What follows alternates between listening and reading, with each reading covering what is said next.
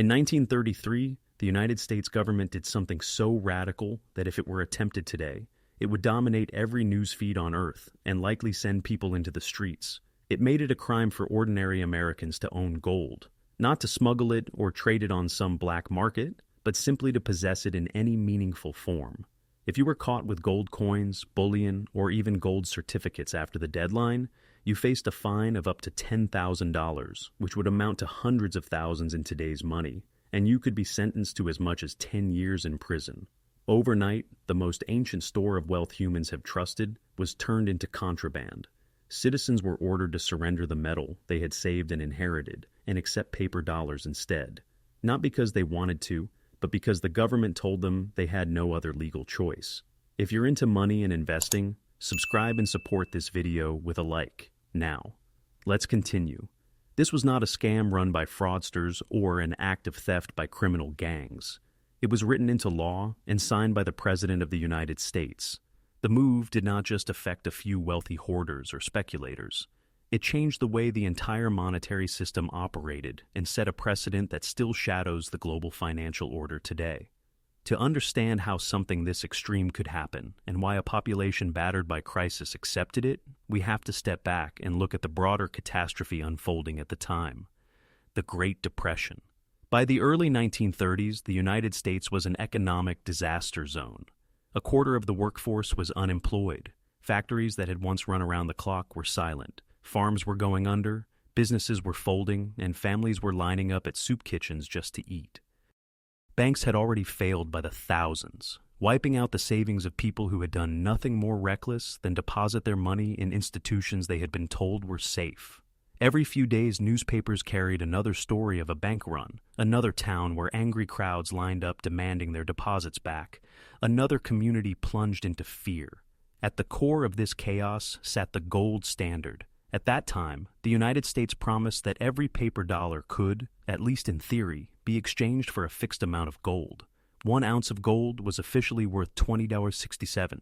This was supposed to guarantee stability. The promise was simple. Paper notes were not just pieces of printed cotton. They were claims on real metal held in vaults. As long as Americans believed that promise, they were willing to hold dollars and leave their savings in banks. When the Depression hit, belief began to crack. Prices were falling, businesses were failing, and people no longer trusted banks or paper promises. Many depositors decided they would rather hold the metal itself than a slip of paper asserting that the metal existed somewhere else. They began to withdraw gold in large quantities. Although the entire system was built on the idea that customers would not all demand redemption at once, that is exactly what started to happen. Gold reserves began to drain rapidly, not just from individual banks, but from the Federal Reserve System as a whole. As more gold left the system, confidence fell further, and the cycle fed on itself. This was the situation facing Franklin Delano Roosevelt when he took office in March 1933. He inherited a country in free fall. Unemployment was at unprecedented levels, industrial production had collapsed, and the banking system was freezing up as people hoarded cash and gold. Roosevelt and his advisors believed that as long as people could freely exchange dollars for gold, the government and the Federal Reserve would be trapped. They would be unable to expand the money supply aggressively, unable to devalue the currency, and unable to use the tools of inflation and spending to fight the Depression. To them, the classic gold standard had become a cage. Roosevelt decided that the cage had to be broken. Less than a month after his inauguration, he took the step that would define the fate of American money for generations. On April 5, 1933, he signed Executive Order 6102. This order declared that most forms of monetary gold held by private citizens were now illegal. People could keep a small amount of gold jewelry or a token quantity of coins, but the vast majority of gold holdings had to be turned over to the banking system.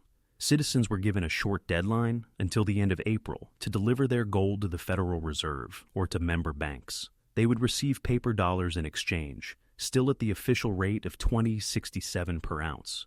On paper, the justification sounded reasonable. The administration argued that hoarding of gold was crippling the banking system and preventing economic recovery.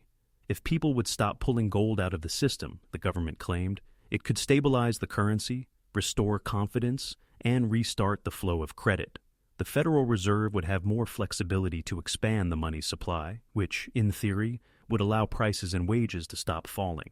Executive Order 6102 was described as an emergency measure necessary to fight deflation and save the economy.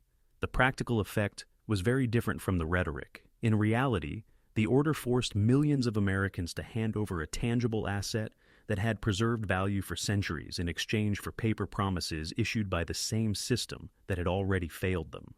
People walked into banks carrying coins, bars, and family heirlooms that had passed through generations. Many did so reluctantly, angry or confused, but the penalties for refusal were too severe to ignore. When the law says that keeping your gold may cost you your livelihood and your freedom, most people comply, even if they resent every moment of it. Not everyone obeyed. Stories spread of people who hid their gold in secret compartments in their houses, buried it in fields, or melted it down and reshaped it into jewelry that would be harder to trace. Some smuggled gold overseas or kept it in foreign accounts beyond the reach of American law. A few simply ignored the order and hoped to avoid detection. But these cases were the exception. The overwhelming majority of citizens, lacking the means or the connections to protect themselves, surrendered their gold and accepted paper dollars instead. Once the gold had been pulled out of public hands and consolidated in the vaults of the state, the next step followed quickly. In January 1934, Congress passed the Gold Reserve Act. This law transferred the title to the gold held by the Federal Reserve to the U.S. Treasury and, more importantly, changed the official price of gold from $20.67 per ounce to $35. Overnight, the dollar was devalued by roughly 40% against gold. The same ounce of metal that citizens had been forced to sell months earlier for a little over $20 was now valued by the government at $35. The implications of that change are not difficult to understand. When people turned in their gold, they received dollars at the old price. When the government revalued gold, it did not compensate them for the higher price. The gain accrued to the state. On the government's balance sheet, the value of its gold holdings jumped by billions of dollars. It had effectively forced citizens to sell the metal cheaply and then remarked it higher for its own benefit. The maneuver gave Washington a much stronger financial position and allowed it to issue more currency and debt without completely destroying confidence in the dollar. From the perspective of the Roosevelt administration, this was a necessary and brilliant act of financial engineering. By breaking the link between dollars and gold at the old parity and then raising the gold price, the government freed itself from the tight constraints of the classical gold standard. It could now expand the money supply, run large deficits, and fund New Deal programs aimed at employment, infrastructure, and relief. It could recapitalize a broken banking system, restore some level of credit, and attempt to reflate a deflated economy. Without this flexibility, Roosevelt's advisors believed the United States might have remained trapped in a spiral of falling prices and rising misery. For ordinary Americans, however, the picture looked very different. They had handed over a finite, scarce asset that could not be created at will. In exchange, they received paper notes, whose value the government had just demonstrated it was willing to alter unilaterally. The dollars they held after the revaluation bought less in terms of gold than before. In effect, the state had taken the upside of the devaluation for itself and left citizens with devalued claims. Their loss was permanent, while the government's gain was immediate. The issue did not end with the gold itself. During the years leading up to the Depression, many long-term financial contracts, such as bonds and mortgages, contained what were known as gold clauses. These clauses required that repayment be made either directly in gold or in paper currency equivalent to a fixed amount of gold. The purpose was to protect lenders and investors from inflation and currency manipulation. If the dollar weakened, the gold clause ensured that the real value of the repayment would not be eroded. When Roosevelt seized gold and devalued the dollar, these clauses became a major problem for the government and for many debtors. If they remained enforceable, borrowers would suddenly owe much larger sums in dollar terms. The government itself, as a large debtor, would be on the hook for significantly more. Rather than allow that to happen, the administration moved to nullify the gold clauses. It argued that honoring them would defeat the purpose of devaluation and undermine the economic recovery. Creditors fought back, and their challenges reached the Supreme Court in a set of cases known collectively as the Gold Clause cases.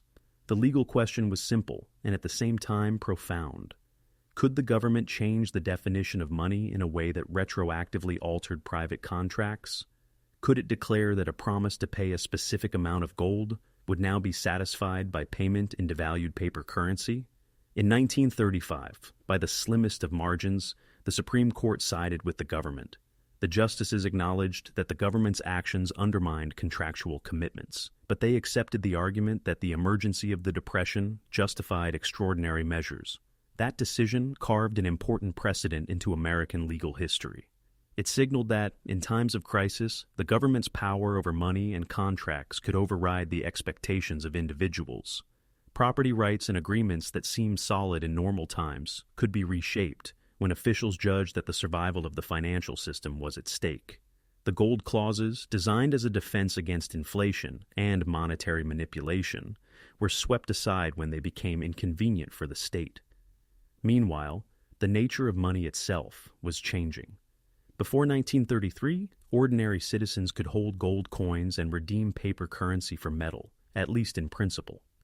That physical link between people and hard money constrained the authorities and offered individuals an escape hatch. If you did not trust the banking system, you could withdraw your assets in gold and keep them outside the system. After the confiscation and the revaluation, that direct link was largely broken. Gold was now concentrated in government vaults, and private ownership had been reduced and restricted. The United States remained on a kind of gold standard for international purposes for several more decades. But for the average American, money was no longer something you could easily convert into metal at a fixed rate. Instead, the value of the dollar depended increasingly on confidence in government policy and central bank management. Paper currency became, in effect, fiat money. It had value not because it represented a claim on a specific quantity of gold, but because the state declared it to be legal tender, and the public continued to accept it in payment. So, who truly benefited from this transformation? The first obvious beneficiary was the federal government. By gathering the nation's gold into its own hands and then raising the official price, it gained a large increase in the nominal value of its reserves. That allowed it to issue more dollars and more government debt without immediately destroying faith in the currency. It gave Roosevelt the financial capacity to pursue the New Deal, fund public works, expand social programs, and support the banking system, all while claiming that the national interest required these steps. The second major beneficiary was the banking sector. Banks that had been on the brink of collapse gained the backing of a government now flush with revalued gold reserves and newly printed money. Consolidating gold within the Federal Reserve System strengthened the appearance of stability. Citizens were told that their deposits were safe and that panic was no longer necessary. From the viewpoint of the banks, the policies of 1933 and 1934 amounted to a rescue mission financed by the assets of the public. The third group that came out relatively well consisted of those who had the foresight, connections, or resources to adapt quickly. Some wealthy individuals shifted gold abroad before the order took effect, or sheltered it in forms that were exempt or difficult to monitor. Others moved capital into assets that would benefit from devaluation, such as real estate or certain kinds of businesses. When the rules change suddenly, those closest to the levers of power usually have the best chance of protecting themselves or even profiting. The losers were easier to identify and far more numerous. Millions of ordinary citizens who had saved diligently in gold, believing that it was immune to the financial storms that destroyed paper wealth, discovered that their assumption was only partially true. Gold itself had retained value, but their right to own it had not. When the law changed, the protection they thought they had vanished almost overnight. They were left holding currency whose value depended entirely on the judgment of the same government that had just rewritten the rules. The deeper lesson here is uncomfortable but important. The rules of money are not natural laws like gravity. They are human constructs embedded in legal codes and institutional practices. Because they are human constructs, they can be changed by political decisions, sometimes very quickly and with little warning. The events of 1933 and 1934 showed that even a society that prides itself on property rights and contract law can, under enough pressure, alter those rights for the sake of preserving the system. Fast forward to the present, and the parallels become easier to see. Most people today no longer think about gold as money, and they assume that their wealth consists of numbers in bank accounts, investment portfolios, and retirement plans. Yet the fundamental dynamic has not disappeared. When the financial system is under threat, governments and central banks still reach for tools that redistribute losses from the system to the wider population. In 2008, during the global financial crisis, the United States and other countries committed trillions of dollars to rescue banks and large financial institutions, considered too big to fail. The mechanism was different from 1933, but the logic was similar. To prevent a complete collapse, the state used taxpayer-backed funds and central bank balance sheets to absorb losses that would otherwise have destroyed parts of the banking system. Ordinary citizens paid the price in the form of higher public debt, lower interest on savings, and years of sluggish growth, while many of the institutions whose risk-taking helped create the crisis survived. In 2013, Cyprus offered another example. Facing a banking crisis, the government implemented so-called bail-ins, seizing a portion of large deposits to recapitalize failing banks. Depositors woke up to find that money they had considered safe had been forcibly converted into bank equity or simply written down. Once again, the rules of ownership changed under stress, and savers discovered that what they thought they possessed unconditionally could be partially taken in the name of stability. The response to the COVID-19 pandemic brought a different kind of redistribution. To prevent economic collapse during lockdowns, central banks and governments unleashed unprecedented monetary stimulus and fiscal support. Massive amounts of new money entered the system through asset purchases, emergency programs, and direct payments. Some of this support helped people who had lost jobs or income, but a large portion inflated the prices of financial assets and real estate. Stocks and property soared, benefiting those who already owned significant assets. Meanwhile, many wages did not keep pace with rising costs, and inflation eroded the purchasing power of savings. Inflation itself may be the most subtle and persistent form of modern confiscation. No official comes to your house to remove cash from your drawer. Your bank does not send a message informing you that part of your deposit has been taken. Instead, the value of money decays quietly as the prices of food, housing, energy, and services climb faster than your income. Numerically, your account balance might look stable, yet in real terms, it buys less each year. Wealth moves not through dramatic seizures, but through the silent erosion of purchasing power.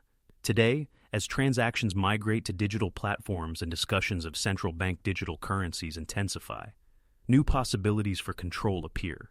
If most of your financial life exists as data entries managed by a handful of institutions and overseen by regulators, it becomes technically easier to impose restrictions or conditions on how you use your money. Accounts can be frozen, withdrawals can be limited, fees, taxes, or levies can be applied directly to balances. None of this requires knocking on doors or physically collecting gold. It requires only the right combination of laws and digital infrastructure. This does not mean that every government at every moment is planning some new form of confiscation. It does mean that the precedent set in 1933 still matters.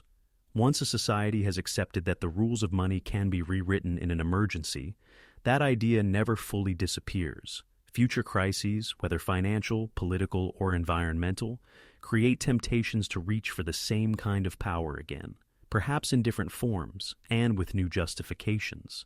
So, what should an individual take from this history? The lesson is not to live in constant fear or assume that collapse is imminent. The lesson is to recognize that financial systems are designed primarily to preserve themselves, and that in extreme situations the interests of the system and the interests of individual savers may diverge. Assuming that your wealth is absolutely secure simply because it appears as a number on a screen is a risky belief. True resilience comes from diversifying the foundation of your security. Part of that is owning assets that have a chance to hold value regardless of changes in monetary policy, whether that means certain commodities, productive real estate, ownership stakes in viable businesses, or other forms of hard or cash flow producing value. Another part is cultivating skills and knowledge that cannot be taken away by legislation, such as the ability to create, to solve complex problems, and to adapt to new economic realities. Perhaps the most overlooked component is an understanding of history itself.